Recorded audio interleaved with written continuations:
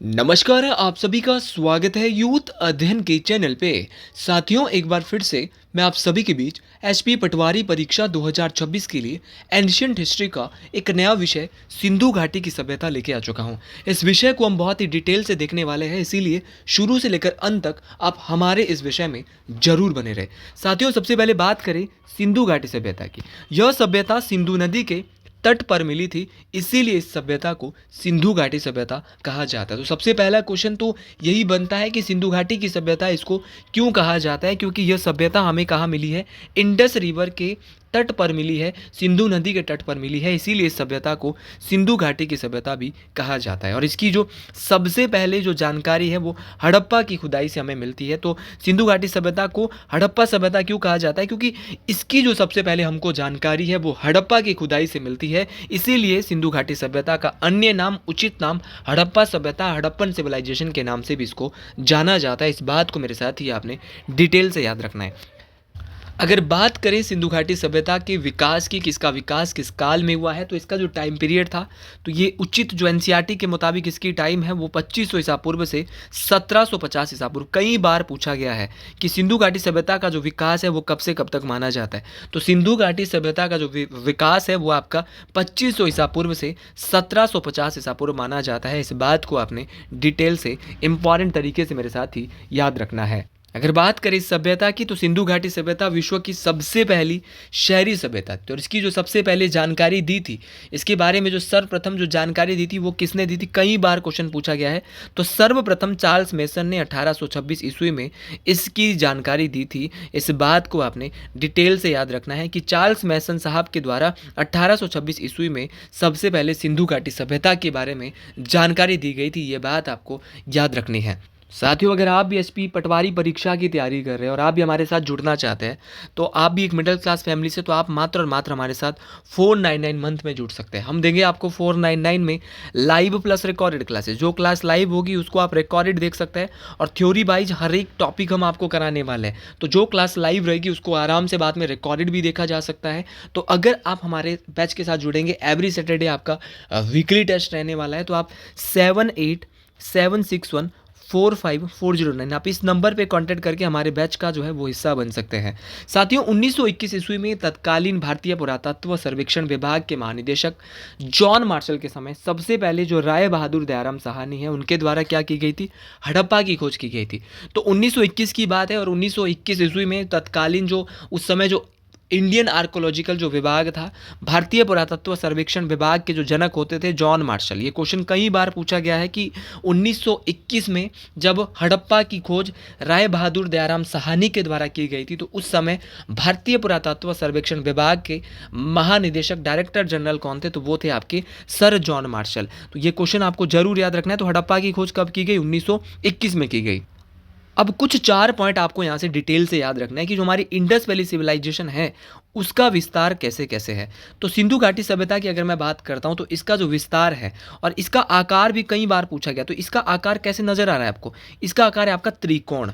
याद रखना है इसका आकार कैसा है, ट्राइंगल शेप में। सिंधु घाटी सभ्यता का जो विस्तार है वो त्रिकोण आकार है, त्रिभुजाकार है, आप इसको बोल सकते हैं।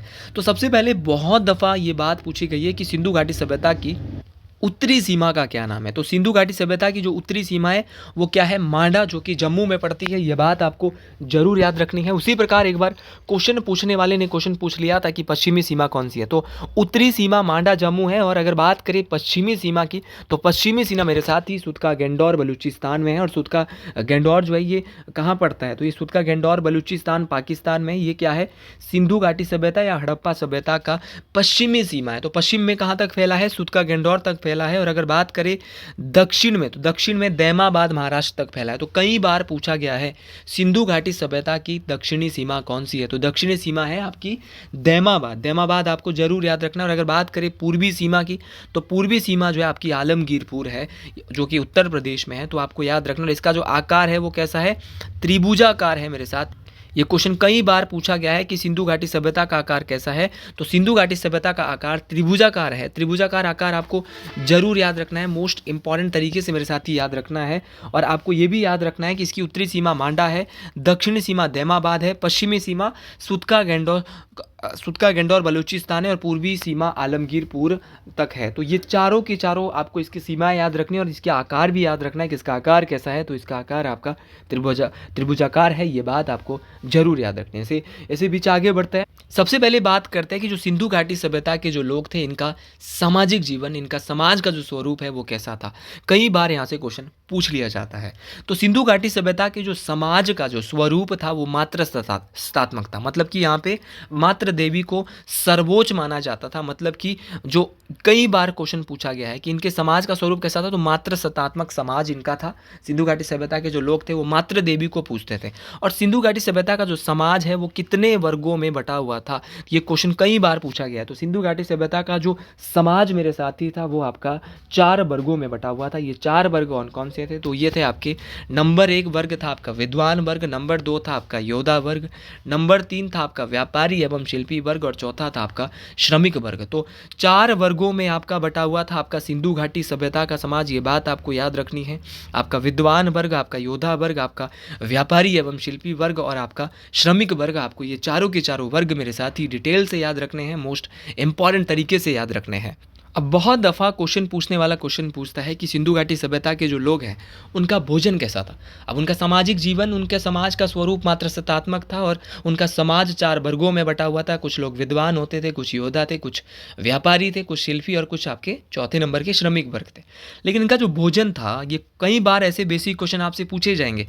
तो सिंधु घाटी सभ्यता के जो लोग हैं वो आपका शाकाहारी तथा मांसाहारी दोनों प्रकार का भोजन करते थे। ये बात आपको जरूर याद रखनी कि सिंधु घाटी सभ्यता के जो लोग हैं वो आपके शाकाहारी भी थे और आपके मांसाहारी भी थे। ये बात आपको जरूर याद रखनी है। मतलब वेज नॉन वेज दोनों थे। इनकी जो शवाधान प्रणाली है वो अपने मृतकों का जो अंतिम संस्कार है वो सिंधु घाटी सभ्यता के लोग कैसे करते थे, ये बात आपको पता होनी चाहिए। तो सिंधु घाटी सभ्यता के जो लोग हैं वो अपने मृतकों का जो अंतिम संस्कार है वो आपका जो 3 प्रकार से अपने मृतकों का अंतिम संस्कार आपके सिंधु घाटी सभ्यता के लोग करते थे। ये बात आपको जरूर याद रखनी है। साथियों, अगर बात करें इनके शवाधान प्रणाली की, तो इनके शवाधान प्रणाली में पहला रूप था पूर्ण शवाधान। अच्छा, पूर्ण शवाधान क्या होता है, तो मृतकों को कब्र में दफनाने की प्रक्रिया। तो पहला इनका जो तरीका था शवाधान प्रणाली, इनके 3 प्रकार से अपने मृतकों का अंतिम संस्कार करते थे। पहला इनकी प्रक्रिया थी पूर्ण शवाधान। तो पूर्ण शवाधान की प्रक्रिया होती थी कि जो मर जाता था उनको कब्र में दफनाने की परंपरा। मतलब कि जो बंदा मर गया उसको कब्र में दफना के दबा दिया, ठीक है। उसके बाद था आंशिक शवाधान। आंशिक शवाधान कैसे करते थे, तो मृतक के शरीर को जंगल में रख देना। क्या करते थे कि जैसे बंदा मर गया उसके मृतक के शरीर को जंगल में रख देते थे और जब पशु पक्षी उसका मांस खा लेते थे तो उसकी हड्डियों को जो है वो दफना लेते थे। ये बात आपको जरूर याद रखनी है। तो ये बातें सारी की सारी बातें मोस्ट इंपॉर्टेंट है। तो पूर्ण शवाधान में होता था कि मृतकों को कब्र में दफनाने की परंपरा थी। जो आंशिक शवाधान था, यहाँ पे क्या होता था कि मृतक के शरीर को जंगल में रख देते थे और मृतक के शरीर को जंगल में रख कर जब पशु पक्षी उसका मांस खा लेते थे तो उसकी हड्डियों को बाद में दफना दिया जाता था। तो कितनी भयानक तरीके से ये जो आंशिक शवाधान होता था। और तीसरा है दाह संस्कार, जो आज की डेट में भी मेरे साथ ही होता है। तो दाह संस्कार में मृतक को जलाने की जो परंपरा होती थी उसको क्या बोलते थे, उसको दाह संस्कार। तो 3 प्रकार से सिंधु घाटी सभ्यता के लोग अपनी मृतकों का अंतिम संस्कार मेरे साथ ही करते थे। अगला है नगर नियोजन कि किस प्रकार से उनके शहर बने हुए थे। तो अगर बात करें नगर नियोजन की, तो सिंधु घाटी सभ्यता विश्व के प्राचीनतम सुनियोजित नगर नगर है। तो बहुत बेसिक क्वेश्चन आता है कि किस सभ्यता के नगर विश्व के प्राचीनतम सुनियोजित नगर है, तो आपके सिंधु घाटी सभ्यता के हैं। अब मैं एक शब्द का प्रयोग किया है प्राचीनतम सुनियोजित नगर। तो ऐसा क्या था इसमें कि प्राचीनतम सुनियोजित थे मेरे साथी, इसको भी हम डिटेल से देखने वाले हैं। क्योंकि भैया जो सिंधु घाटी सभ्यता के मकान थे, तो हड़प्पा और मोहनजोदड़ो के मकान में निर्माण में, जब हड़प्पा और मोहनजोदड़ो में मकानों का निर्माण किया गया था तो इसमें सामान्यतः पक्की ईंटों का प्रयोग मिलता है। किसका प्रयोग मिलता था, पक्की ईंटों का प्रयोग मिलता था। ये बात आपको जरूर याद रखनी है। और सिंधु घाटी सभ्यता में जो मकान के दरवाजे होते थे वो मुख्य सड़कों पर न खुलकर आपका पीछे की ओर गलियों में खुलते थे। ये बात आपको जरूर याद रखनी है कि सिंधु घाटी सभ्यता में जो मकान के जो दरवाजे थे वो मुख्य सड़कों की ओर नहीं खुलते थे, मतलब कि पीछे की ओर गलियों की ओर खुलते थे। भाई ये क्वेश्चन आपको जरूर याद रखना है। तो ये कई बार कई बार ये क्वेश्चन परीक्षा में पूछा गया है कि सिंधु घाटी सभ्यता के जो मकान के दरवाजे हैं वो मुख्य सड़कों की ओर न खुलकर कहाँ खुलते थे, तो गलियों की ओर खुलते थे। फिर कई बार क्वेश्चन पूछा गया है कि सिंधु घाटी सभ्यता में जो सर्वाधिक चौड़ी सड़क हमें मिली है वो कहाँ से मिली है, तो सर्वाधिक चौड़ी सड़क हमें मोहनजोदड़ो से प्राप्त हुई है। ये बात आपको जरूर याद रखनी है। ये बात कई बार परीक्षा में पूछी जा चुकी है कि सिंधु घाटी सभ्यता में जो सर्वाधिक चौड़ी सड़क है वो कहाँ से मिली है, तो वो आपकी मोहनजोदड़ो से मिली है। और जिसकी चौड़ाई, अब इसकी चौड़ाई भी यहाँ पे मैं आपको बता रहा हूँ, इसकी चौड़ाई जो है वो कितनी है, कई बार पूछा गया, तो इसकी चौड़ाई आपके 10 मीटर थी। तो सर्वाधिक चौड़ी सड़क कहाँ से मिली है, मोहनजोदड़ो से, और इसकी चौड़ाई कितनी थी, 10 मीटर। ये भी आपको जरूर याद रखना है। अगर बात करें सामान्यतः जो सिंधु घाटी सभ्यता के जो मकान थे वहाँ पे 4-5 कमरे बनाए जाते थे, मतलब 4 से 5 कमरे बनाते थे। मकान में आंगन होता था, रसोई घर होता था, स्नानागार होता था, कुएं होते थे, और कुछ घरों में शौचालय भी मिले हैं। तो आपको ये बात याद रखनी है कि सामान्यतः जो मकान थे उसमें 4-5 कमरे बनाए जाते थे और मकान में आंगन होता था। देखो भाई, जो आज की डेट में होता है रसोई घर, स्नानागार, कुएं, तो कुछ बड़े घरों में शौचालय भी हमको देखने को मिले हैं, और ढकी हुई नालियाँ भी यहाँ पर मिली है। तो ये सारी बातें आपको जरूर याद रखनी कि ढकी हुई नालियाँ कहाँ मिली है, तो ढकी हुई नालियाँ भी यहाँ पर हमको मिली है। तो ये क्वेश्चन कई बार पूछा गया कि ढकी हुई नाली किस सभ्यता से मिली है, तो ये भी सिंधु घाटी सभ्यता से ही ढकी हुई नालियाँ भी मिली है। अब बात करते हैं सिंधु घाटी सभ्यता के कुछ प्रमुख स्थलों की। तो सिंधु घाटी सभ्यता के जब भी मैं प्रमुख स्थलों की बात करता हूँ तो यहाँ से हड़प्पा सबसे पहला स्थल है, इसीलिए इस सभ्यता को, सिंधु घाटी सभ्यता को हड़प्पा सभ्यता के नाम से भी मेरे साथ ही जाना जाता है। सबसे पहले बात करें हड़प्पा की, तो हड़प्पा की जो खुदाई है वो दयाराम साहनी के द्वारा 1921 में की गई थी। ये क्वेश्चन तो चलो आपको बिल्कुल क्लियर हो गया कि हड़प्पा की जो खुदाई है वो कब की गई थी, तो हड़प्पा की खुदाई दयाराम साहनी के द्वारा 1921 में की गई थी। ये किस नदी के किनारे है, तो हड़प्पा आपका रावी नदी के किनारे। किस नदी के किनारे है, हड़प्पा आपका रावी नदी के किनारे है। और वर्तमान में ये कहाँ पर है, तो वर्तमान में ये पाकिस्तान में स्थित है। मेरे साथ ही आपको ये बात याद रखनी है कि हड़प्पा जो है वो कहाँ पर है, इसकी खोज जो है वो दयाराम साहनी के द्वारा इसकी खुदाई करवाई गई थी। कब करवाई थी, साल भी आपको याद रखना है, 1921 में करवाई गई थी। किस नदी के किनारे है, बोले भैया रावी नदी के किनारे है। फिर आपसे क्वेश्चन क्या पूछेगा मेरे साथ ही, क्वेश्चन पूछेगा कि ये रावी नदी के किनारे है लेकिन हमको हड़प्पा से क्या क्या मिला है, तो हड़प्पा से मिला है श्रमिक आवास। जो श्रमिक लोग हैं उनका आवास हड़प्पा सभ्यता के किस स्थल से मिला है, तो बोलेंगे आपका हड़प्पा से मिला है। आपका विशाल अन्नागार, तो अन्नागार कहाँ से मिला है, आपका ग्रेनरीज, तो वो आपका ये भी हड़प्पा से मिला है। लकड़ी का ताबूत कई बार पूछा गया है साथियों, लकड़ी का ताबूत कहाँ से मिला, ये भी आपका हड़प्पा से मिला है। RH-37 कब्रिस्तान, बोले RH-37 कब्रिस्तान क्या चीज़ है, तो RH-37 जो कब्रिस्तान मैं आपको बता रहा हूँ मेरे साथी, ये 37 कब्रिस्तान थे, इसीलिए इसको नाम दे दिया आपका RH-37 कब्रिस्तान। लकड़ी का ताबूत, अन्नागार और श्रमिक आवास कई बार पूछा गया है, स्टार मार्क कर लीजिए, बहुत बहुत इंपॉर्टेंट रहने वाला है। चलिए जी, अब चलते हैं मोहनजोदाड़ो की ओर। तो यहाँ से हमने सीखा कि हड़प्पा की जो खोज है वो दयाराम साहनी के द्वारा कब की गई थी, 1921 में की गई थी। क्वेश्चन ये भी पूछा जाता है ये कहाँ पर है, ये रावी नदी के किनारे है, और वर्तमान में कहाँ पर है, तो पाकिस्तान में है। पाकिस्तान के साहिवाल एक जिला है, वहाँ पर ये पड़ता है। तो अगर आपको यहाँ तक क्लियर है तो फिर आगे बढ़ते हैं। अगला स्थल है आपका मोहनजोदाड़ो। मोहनजोदाड़ो की जो खोज है वो कब की गई थी, तो इसकी खुदाई जो है वो, इसका जो उत्खनन है वो 1922 में राखल दास बनर्जी ने किया था। अच्छा, ये वर्तमान में कहाँ पर है, तो वर्तमान में यह सिंधु नदी के तट पर पाकिस्तान के सिंध प्रांत में लरकाना जिले में स्थित है। आपको मैंने बताया कि इसकी जो खुदाई है वो 1922 में राखल दास बनर्जी के द्वारा की गई थी। और वर्तमान में जो ये आपका मोहनजोदाड़ो है वो किस नदी के किनारे है, जैसे हड़प्पा रावी नदी के किनारे है, वैसे ही आपका मोहनजोदाड़ो जो है वो सिंधु नदी के तट पर स्थित है। मेरे साथ ही क्वेश्चन पूछा जा सकता है कि वर्तमान में ये सिंधु नदी के तट पर है, लेकिन है कहाँ पर, तो हड़प्पा भी पाकिस्तान में है और ये भी कहाँ पर है, पाकिस्तान में है। हड़प्पा साहिवाल जिले में है, लेकिन ये कहाँ पर है, पाकिस्तान के सिंध प्रांत में लरकाना जिले में है। ये बात आपको जरूर याद रखनी है। कई बार एक दिवसीय परीक्षाओं में ये क्वेश्चन पूछा गया है कि मोहनजोदाड़ो शब्द का अर्थ क्या है, तो ये बात आपको याद रखनी है कि मोहनजोदाड़ो जो ये शब्द का जो मतलब है, इसका जो अर्थ है वो है मृतकों का टीला। तो मृतकों का टीला किस शब्द का अर्थ है, तो मोहनजोदाड़ो का जो अर्थ है वो है आपका मृतकों का टीला। अब हम देखते हैं कि हमें यहाँ से क्या क्या वस्तुएं मिली थी। तो अगर बात करें मोहनजोदाड़ो से मिली वस्तुओं की, तो जैसे श्रमिक आवास मिला था हड़प्पा से, उसी प्रकार पुरोहित आवास मिला था मोहनजोदाड़ो से। आपका विशाल अन्नागार भी कहाँ से मिला था? मोहनजोदाड़ो से मिला था।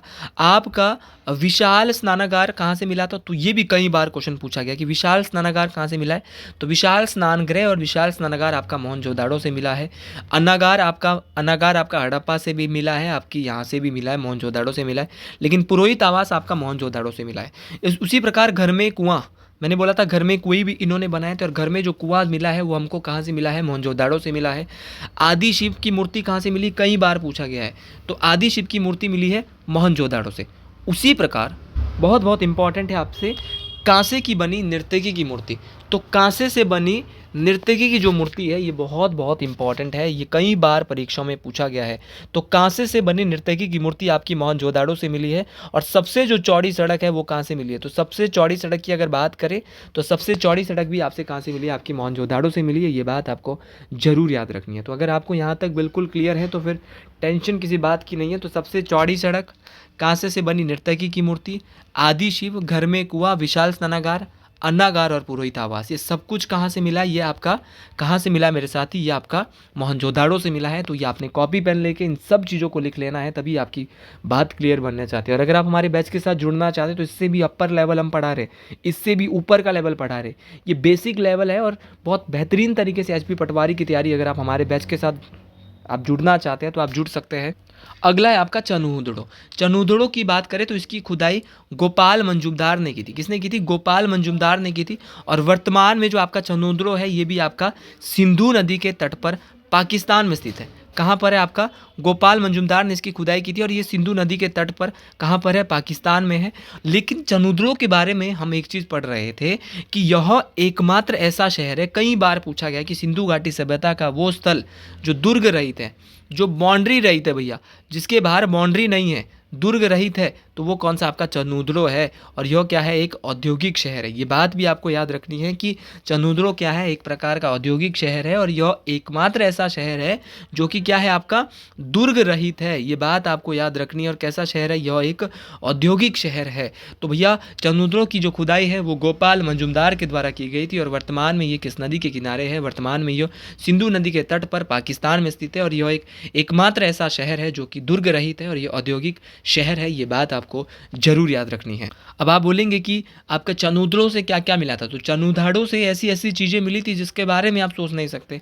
लिपस्टिक यहाँ से मिला था, शीशा यहाँ से मिला था, मेकअप की चीज़ें, मनके हैं, गुड़ियाँ हैं और कुत्ते और बिल्ली के पैरों के निशान। ये कई बार पूछा गया है कि कुत्ते और बिल्ली के पैरों के निशान कहाँ से मिले थे? तो वो चनूदड़ो से मिले थे। आपके मनके और गुड़ियाँ कहाँ से मिली थी? चनूदड़ो से मिली थी। आपका शीशा और लिपस्टिक कहाँ से मिला था? तो ये भी चनूदाड़ो से मिला था। ये बात आपको जरूर याद रखनी है।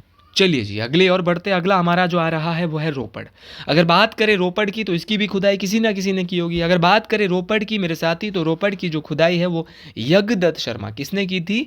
यज्ञदत्त शर्मा के द्वारा रोपड़ की जो खुदाई है वो की गई थी। और वर्तमान में रोपड़ कहाँ पर है? क्वेश्चन पूछने वाला क्वेश्चन ये पूछेगा। तो वर्तमान में रोपड़ भारत के पंजाब राज्य में है और पंजाब में किस नदी के किनारे है? सतलुज नदी के किनारे। तो रोपड़ किस नदी के किनारे? कई बार क्वेश्चन पूछा गया है। तो रोपड़ आपका सतलुज नदी के किनारे स्थित है और इसकी जो खुदाई है वो यज्ञदत्त शर्मा ने की थी। वर्तमान में रोपड़ भारत के किस राज्य में है? पंजाब में है। अब वही रोपड़ से क्या क्या मिला था? सतलुज नदी के किनारे है, खुदाई यज्ञदत्त शर्मा ने कराई थी, पंजाब में स्थित है। यहाँ से हमें मानव के साथ साथ कुत्ते को दफनाए जाने के प्रमाण मिले हैं। तो वो कौन सा स्थल है सिंधु घाटी सभ्यता का जहाँ पर मानव के साथ साथ, मनुष्य के साथ साथ कुत्ते को दफनाए जाने के प्रमाण मिले हैं? तो वो आपका कौन सा है? आपका रोपड़ है। आपको मेरे साथी ये बात आपको जरूर याद रखनी है। ये बात भी आपको जरूर याद रखनी है कि नव पाषाण काल में भी जो ऐसे कुछ हमको साक्ष्य मिले हैं, तो नव पाषाण काल में ऐसे शव जो हमें कहाँ से मिले हैं जहाँ पर कुत्ते के साथ साथ, यहाँ पे मैंने आपको पिछले वीडियो में बताया था कि कुत्ते के साथ साथ मनुष्य को दफनाए जाने के जो कुछ साक्ष्य है वो हमें बुर्ज होम से मिले हैं। तो बुर्ज होम का नाम भी आपको जरूर याद रखना है। बुर्ज होम भी बहुत इंपॉर्टेंट है, परीक्षाओं में पूछा जाता है। अगला है जी कालीबंगा। अगर बात करें कालीबंगा या कालीबंगन की, जिसका अर्थ होता है, कई बार जैसे मोहनजोदड़ो को मृतकों का टीला बोला जाता है, वैसे ही कालीबंगा का मतलब होता है काली मिट्टी की चूड़ियाँ या काले रंग की चूड़ियाँ। मेरे साथी आपको याद रखना है कि जो कालीबंगा है इसकी जो खुदाई है वो बीके थापड़ और बीबे लाल ने, किसने की थी? बीके बीके थापड़ और बीबी लाल ने जो है वो कालीबंगा की खुदाई की थी और वर्तमान में ये राजस्थान राज्य में स्थित है। और किस नदी के किनारे है? तो ये भी आपको याद रखना है, घग्गर नदी के किनारे है। ये बात कई मेरे साथियों से पूछी जाएगी कि जो कालीबंगा है वो उसकी खुदाई किसने की थी? तो इसकी खुदाई बीके थापड़ और बीबी लाल ने की थी। और वर्तमान में राजस्थान में किस नदी के किनारे है? घग्गर नदी के किनारे मेरे साथी, आपको याद रखना है। कालीबंगा का जो अर्थ होता है वो होता है काले रंग की चूड़ियाँ, ये बात आपको जरूर याद रखनी है। फिर क्वेश्चन पूछा जाता है कि जो कालीबंगा है यहाँ से हमें क्या क्या मिला था? तो कालीबंगा से हमें हल से जुते हुए खेत के निशान मिले थे, यहाँ से हमें अलंकृत ईंट मिली थी, यहाँ से हमें हवन कुंड मिला था, यहाँ से हमें चूड़ियाँ मिली थी। और चूड़ियाँ कैसे? काली रंग की चूड़ियाँ। तो हल से जुते हुए खेत के निशान आपके कालीबंगा से मिले हैं। आपकी अलंकृत ईंट कहाँ से मिली है? आपकी कालीबंगा से मिली है। आपका हवन कुंड कहाँ से मिला है? आपका कालीबंगा से मिला है। आपकी चूड़ियाँ कहाँ से मिली? आपके कालीबंगा से। एकमात्र सीरीज एचपी पटवारी परीक्षा के लिए जो आपकी बहुत हेल्प करने वाली, इसीलिए ज़्यादा से ज़्यादा दोस्तों को बताइए कि जिसको पसंद आ रही है कि भाई सीरीज़ को देख लीजिए। एचपी पटवारी परीक्षा क्या जो आधे से ज़्यादा जीके का सिलेबस है वो यहीं से कवर होने वाला है। आप सभी साथी विश्वास रखिए, बहुत बेहतरीन तरीके से ये क्लासेज आपके बीच चल रही है। तो चलिए जी, अगला हमारा स्थल है सुरकोटदा। सुरकोटदा का जो उत्खनन है, इसकी जो खुदाई है वो जगपति जोशी ने इसका उत्खनन करवाया था। और आपको याद रखना है कि वर्तमान में ये गुजरात में स्थित है। कहाँ पर है? वर्तमान में ये गुजरात में। और इसकी खुदाई जो है वो किसने करवाई थी? जगपति जोशी ने करवाई थी। ये बात आपको ज़रूर याद रखनी है, ये बात मोस्ट इम्पॉर्टेंट है। जगपति जोशी ने क्या है, इसकी खुदाई करवाई थी। और ये कहाँ पर है? ये गुजरात में है। और यहाँ से जो हमें वस्तुएं मिली थी, यहाँ से मिली थी हमें घोड़े की हड्डियाँ। कई बार ये क्वेश्चन पूछा गया है कि घोड़े की हड्डियाँ कहाँ से मिली हैं? तो घोड़े की हड्डियाँ हमें सुरकोटदा जो कि गुजरात में है वहाँ से मिली थी। और ये इसकी जो खुदाई है वो जगपति जोशी के द्वारा करवाई गई थी। ये बात आपको ज़रूर याद रखनी है। अगला स्थल है मेरे साथी लोथल। यहाँ से तो कई क्वेश्चन पूछे जाते हैं लोथल से। अगर लोथल की बात करें तो लोथल जो सभ्यता है, इसकी जो खुदाई है, लोथल का जो उत्खनन है वो एस.आर. राव, किसने किया था? एस.आर. राव के द्वारा लोथल की खोज की गई थी। और लोथल जो है आपका भोगवा नदी के किनारे, किस नदी के किनारे है? भोगवा नदी के किनारे लोथल है। और ये कहाँ पर है? अहमदाबाद, गुजरात में। ये अहमदाबाद है, इसको थोड़ा सा आप सही कर लेना, क्या है? अहमदाबाद। तो ये अहमदाबाद गुजरात में स्थित है। ये बात आपको ज़रूर रखनी है, मोस्ट इंपॉर्टेंट तरीके से मेरे साथ ही याद रखनी है। अच्छा जी, यहाँ से मिली वस्तुएं कौन कौन सी है? तो यहाँ से हमें सिंधु घाटी सभ्यता का बंदरगाह मिला है। आपको ये बात याद रखनी है कि सिंधु घाटी सभ्यता का बंदरगाह कहाँ से मिला है? तो वो आपका लोथल से मिला। और यहाँ घर के दरवाजे सड़कों की ओर यहाँ पे जो है ना खुलकर, है ना, कहाँ पर? यहाँ पर।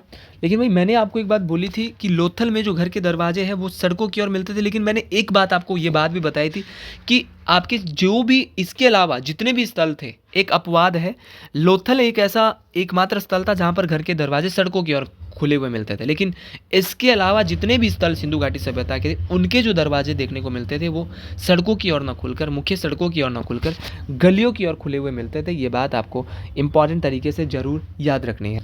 अब कुछ अन्य महत्वपूर्ण तथ्यों के साथ जाते हैं। सिंधु घाटी सभ्यता को हड़प्पा सभ्यता, सैंधव सभ्यता या कांस्य युगीन सभ्यता भी कहा जाता है। तो कई बार परीक्षा में पूछा गया है कि हड़प्पा सभ्यता के नाम से किस सभ्यता को जाना जाता है, सैंधव सभ्यता के नाम से किस सभ्यता को जाना जाता है, और कांस्य युगीन सभ्यता के नाम से किस सभ्यता को जाना जाता है? तो ये हड़प्पा को जाना जाता है। सिंधु घाटी सभ्यता की जो लिपि है वो भाव चित्रात्मक थी। ये बात आपको याद रखनी है कि सिंधु घाटी सभ्यता की जो लिपि है वो क्या है? आपकी भाव चित्रात्मक थी, जो कि दाएं से बाएं की ओर लिखी जाती थी। ये बात आपको जरूर याद रखनी है कि कैसे लिखी जाती थी। दाएं से बाएं की ओर आपकी सिंधु घाटी सभ्यता की लिपि लिखी जाती थी। और अभी तक सिंधु घाटी सभ्यता की लिपि नहीं पढ़ी जा सकी है। पहली बात तो आपको पता होना चाहिए कि लिपि कैसी है भाई? भाव चित्रात्मक। भाव से ही हम समझ सकते हैं। लिखते कैसे थे? दाएं से बाएं लिखते थे। और क्या अभी तक कोई सिंधु घाटी लिपि को पढ़ सका है? नहीं पढ़ सका भैया, अभी तक नहीं पढ़ी जा सकी। अच्छा जी, अगला जो सैंधववासी है वो क्या है? विश्व में, दुनिया के अंदर कपास के प्रथम उत्पादक थे। इसीलिए यूनानियों ने कपास का नाम सिंडोन रखा। क्या रखा? कपास का नाम रख दिया। यूनानी जो लोग थे उन्होंने कपास को बोल दिया सिंडोन, और भैया जिसका अर्थ है सैंधववासियों की उपज, इसीलिए इसको सिंधु घाटी सभ्यता भी हम कहेंगे।